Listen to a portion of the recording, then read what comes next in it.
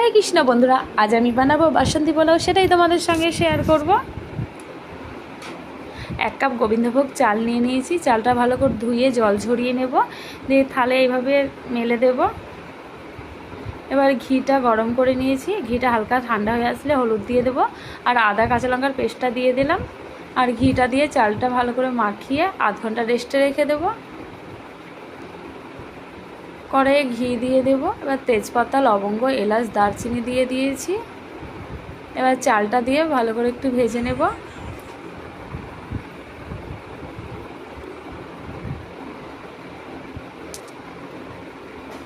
তো প্রথমে আমি কাজু কিশমিশটা দিইনি, তোমরা চাইলে দিয়ে দিতে পারো। আমি কাজু কিশমিশটা পরে দেব।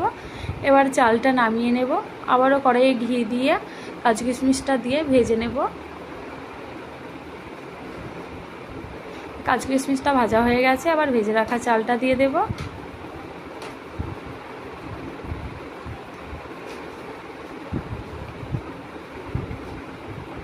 এবার হালকা নাড়াচাড়া করে জল দিয়ে দেব। আমি 1 কাপ চালের জন্য 2 কাপ জল নিয়েছি। এবার লবণ দিয়ে দিলাম আর চিনি দিয়ে দিয়েছি। এবার লো টু মিডিয়াম আঁচে হতে দেব। তো আমার পোলাও রেডি। যদি ভিডিওটি ভালো লেগে থাকে অবশ্যই লাইক, কমেন্ট, শেয়ার করো।